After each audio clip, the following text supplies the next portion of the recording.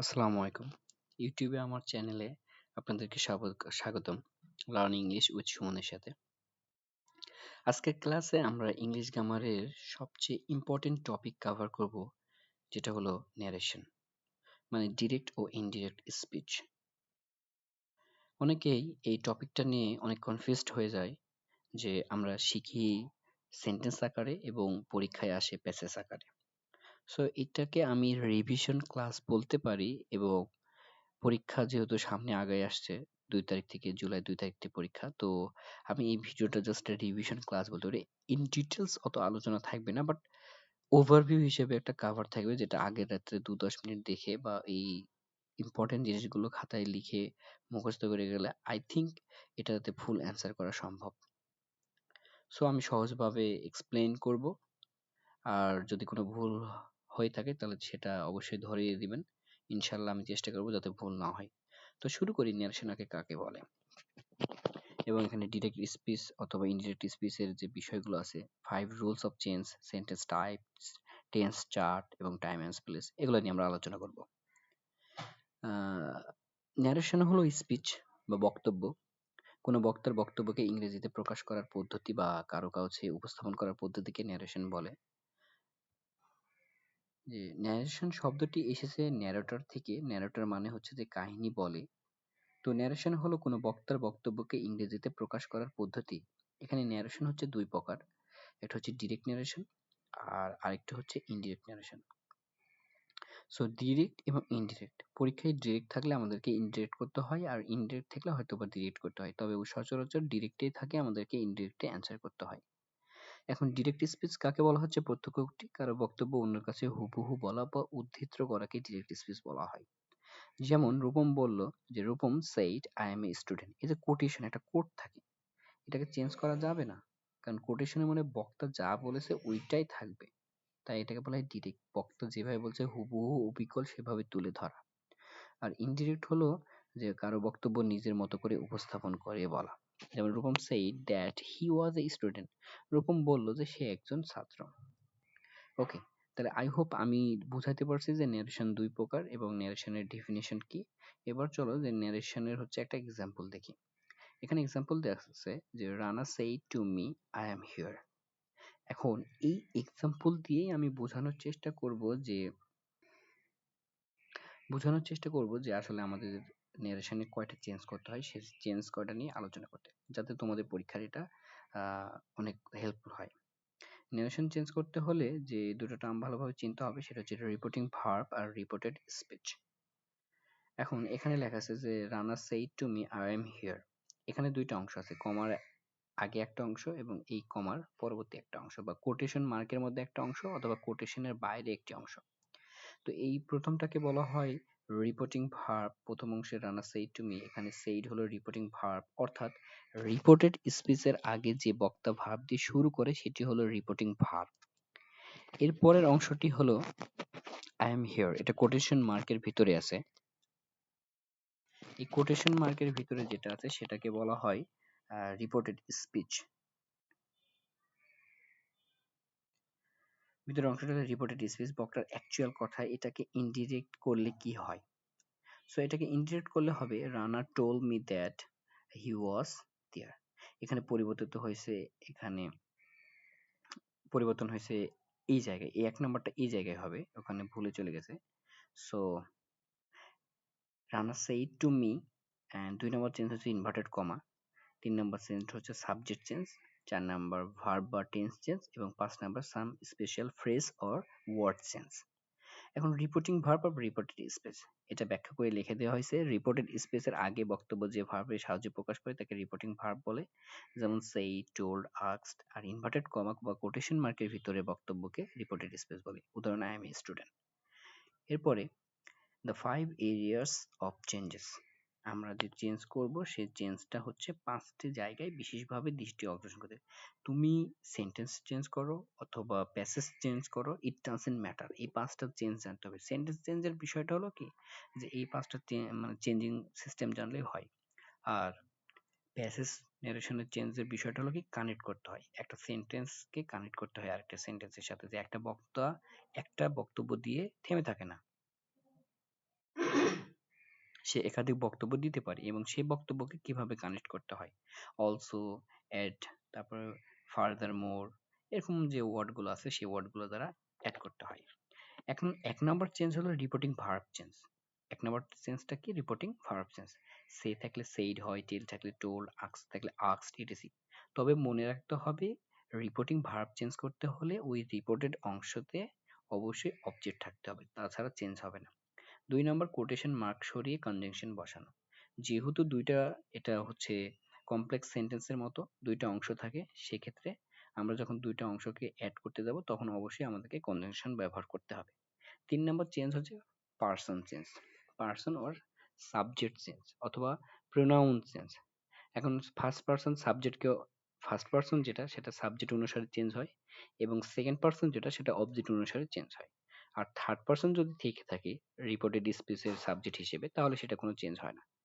পরবর্তী 4 নম্বর চেঞ্জটা হলো প্রেজেন্ট থাকলে পাস্ট, যেমন উইল থাকলে উড, ক্যান থাকলে মাইট, অথবা যে টেন্স আছে সে টেন্সের পরবর্তী টেন্স। কিন্তু দুইটা ব্যতিক্রম আছে, এটা আপনাদেরকে অবশ্যই মনে রাখতে হবে। এবং 5 নম্বর চেঞ্জ হলো টাইম অ্যান্ড প্লেস চেঞ্জ। নাও থাকলে দেন, হিয়ার থাকলে দেয়ার, টুডে থাকলে দ্যাট ডে। এই মোট 5টা চেঞ্জেস যে ভালোভাবে দেখে যাবে অবশ্যই সে নারেশনে ফুল মার্ক কভার করতে পারবে। সো এটা নিয়ে একটু ডিটেলসে যাওয়া যাক। যেমন number one's reporting verb change. Assertive sense যদি সেন্টেন্স হয় তাহলে আমরা কি কি চেঞ্জেস আনবো? অবজেক্ট থাকলে সে, সেইড, টেল, টোল্ড হয়ে যাবে কিন্তু টু ছাড়া। যখন সে, সেইড থাকবে টেল, টোল্ডে টু এর প্রয়োজন নেই, কিন্তু সে, সেইড এর পরবর্তীতে টু এর প্রয়োজন আছে। কারণ হচ্ছে একটা ইন্টারন্সিটিভ ভার্ব একটা ট্রান্সিটিভ ভার্ব। সো এরপরে অবজেক্ট না থাকলে সে, সেইড অপরিবর্তিত থাকবে। যেমন আমরা বললাম যে Rupam said to me. Rupam said to me, to মিটা অবজেক্ট, এই অবজেক্ট যদি থেকে থাকে তাহলে সেইড পরিবর্তিত হবে, তাছাড়া পরিবর্তন হবে না। ইন্টারোগেটিভ সেন্টেন্সে কি? সে, সেইড এবং আস্কড, আস্কড। সে, সেইড যদি থেকে থাকে তাহলে ইন্টারোগেটিভ সেন্টেন্সে সেটা কি হয়ে যাবে? আস্ক হয়ে যাবে অথবা আস্কড হয়ে যাবে। এখন কখন আস্কড হবে আর কখন হচ্ছে আস্কড হবে? যখন সেন্টেন্সটি প্রেজেন্ট টেন্সে হবে তখন আস্ক, আর যদি পাস্ট টেন্সে হয় তাহলে আস্কড। ইম্পারেটিভ সেন্টেন্স, আদেশ বোঝালে অর্ডার, অনুরোধ বোঝালে রিকোয়েস্ট, উপদেশ বোঝালে অ্যাডভাইস, নিষেধ বোঝালে ফরবিড, প্রার্থনা বোঝালে বেগ, সামরিক কমান্ড বোঝালে কমান্ড, অস্পষ্ট হলে সামরিক আদেশ বোঝালে কমান্ড, অস্পষ্ট হলে টেল বা টোল দিয়েও কাজ চালানো যায়। এগুলো সব হচ্ছে রিপিটিং ভার্ব চেঞ্জের কথা বলা হচ্ছে। অপারেটিভ সেন্টেন্সে কি হবে? সে, সেইড থাকলে উইশ হইতে পারে, প্রে হইতে পারে, উইশড বা প্রেইড হইতে পারে। এই দুইটা হচ্ছে প্রেজেন্ট টেন্স আর এই দুইটা হচ্ছে পাস্ট টেন্স। এরপরে এক্সক্লেমেটরি সেন্টেন্স হচ্ছে সে, সেইড, এক্সক্লেমেন্ট উইথ জয়, সরো অথবা ওয়ান্ডার। ওকে, আই হোপ 1 নম্বর যে রিপোর্টিং ভার্বের চেঞ্জ এটা পড়লে কভার হয়ে যাবে, তোমরা বুঝতে পারছো। যদি বুঝতে না পারো তাহলে কমেন্ট সেকশনে অবশ্যই জানাও। এরপর 2 নম্বর হচ্ছে ইনভার্টেড কমা চেঞ্জ। আমরা ইনভার্টেড কমা চেঞ্জ করে কখন কি করব সেই বিষয়টা বলি। যে অ্যাসার্টিভ সেন্টেন্স, অপারেটিভ সেন্টেন্স অথবা এক্সক্লেমেটরি সেন্টেন্স। কোথাকার সেন্টেন্স? ওই যে কোটেশন মার্কের মধ্যে যে সেন্টেন্স থাকে, যেমন এখানে লেখা আছে আই এম হ্যাপি, এই কোটেশন মার্ক তুলে দেওয়ার ক্ষেত্রে এখানে দ্যাট বসবে। এটা যদি অপারেটিভ সেন্টেন্স হয়, এটা যদি এক্সক্লেমেটরি সেন্টেন্স হয়, তাই এগুলা কোটেশন মার্ক তুলে দিয়ে আমাদেরকে দ্যাট বসাতে হবে। যদি ইন্টারোগেটিভ হয়, yes no question. Interrogative sentence আবার দুই ধরনের হয়, একটা ইয়েস নো কোশ্চেন যেটা অক্সিলারি ভার্ব দ্বারা শুরু হয়, আর একটা হচ্ছে ডাব্লিউএস ওয়ার্ড যেটা ডাব্লিউএস ওয়ার্ড দ্বারা শুরু হয়। তাহলে দেখো যে আর ইউ টায়ার্ড, এই যে রিপোর্টেড স্পিচ এটা বা ইনভার্টেড কমার অংশটা এটা শুরু হয়েছে একটা ইন্টারোগেটিভ সেন্টেন্স দিয়ে এবং অক্সিলারি ভার্ব দিয়ে, যে ইয়েস নো কোশ্চেন দিয়ে। এখানে ইফ বা ওয়েদার ব্যবহার করতে পারবো। এবং ডাব্লিউএস ওয়ার্ড দ্বারা যদি শুরু হয়, he said what are you doing, এটাও ইন্টারোগেটিভ প্রশ্ন কিন্তু এটা শুরু হয়েছে ডাব্লিউএস ওয়ার্ড দ্বারা। তাহলে এটার ক্ষেত্রে আমরা ওই ডাব্লিউএস ওয়ার্ডটাই রেখে দিব। এরপর আছে ইম্পারেটিভ বেশির ক্ষেত্রে, হি সেইড কাম ইন। বেশির ক্ষেত্রে দেখা যায় যে told me to do that, এখানে টু বসে বা ইনফিনিটিভ ক্ষেত্রে বসে, he told me to come in. এরপরে ইম্পারেটিভ সেন্টেন্স যদি লেট দ্বারা শুরু হয় তাহলে সেখানে দ্যাট দিয়ে সেটা করা যায়। ইনভার্টেড কমাটা তুলে দিয়ে আমরা দ্যাট বসাতে পারি। যখন এটা লেট আস গো, তাহলে এখানে আছে দ্যাট উই শুড গো। ঠিক আছে, এটা চলে গেল হচ্ছে ইনভার্টেড কমা চেঞ্জ। এরপরে আছে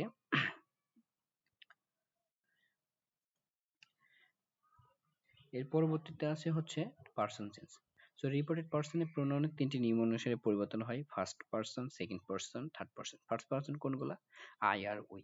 এগুলো আরো অনেক বিষয় আছে, subject form, object form, possessive form, double possessive, reflexive form, I, me, my, mind, myself, we, us, ourself. রিপোর্টিং ভার্বের সাবজেক্ট দেখে এইগুলার পরিবর্তন হবে। এবং যেটা অবজেক্ট চেঞ্জ সেটা হচ্ছে you, your, yours, yourself or yourself, yourself singular আর ইয়োরসেলফ প্লুরাল। রিপোর্টিং ভার্বের অবজেক্ট দেখে এরা পরিবর্তন হবে। যখন আমরা রিপোর্টেড স্পিচ পরিবর্তন করতে যাব তখন ওই অবজেক্ট গুলা দেখতে হবে যে কোনটাতে আছে, তো সেই সাবজেক্ট গুলা বা সেই অবজেক্ট গুলা এগুলো দেখে পরিবর্তন হবে।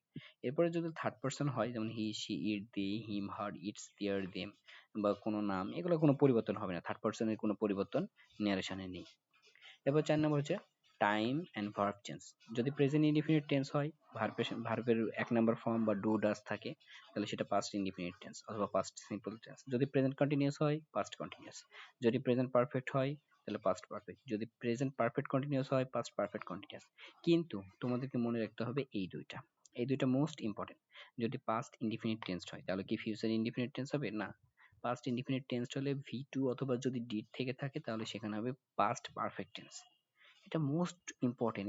এই দুইটা রুল, এই দুইটা পয়েন্ট থেকে এত এত কোশ্চেন আসে, সেটা হোক এসএসসি অথবা এইচএসসি অথবা কোনো জব এক্সামের জন্য, অনেক এখান থেকে আসে। আর স্টুডেন্ট এখানেই ভুল করে। সো পাস্ট ইনডিফিনিট টেন্স থাকলে বা কোনো ভার্ব যদি ভি টু এ থাকে বা ডিড থাকে, তাহলে পাস্ট পারফেক্ট হবে, হ্যাড প্লাস ভি থ্রি হবে ওটা।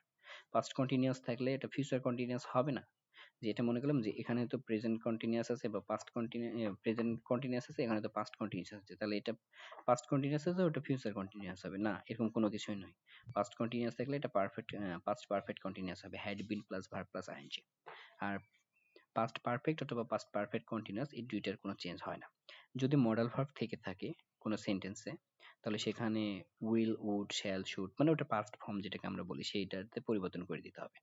This is the number 4, and the last number is time and place tense, direct থেকে indirect.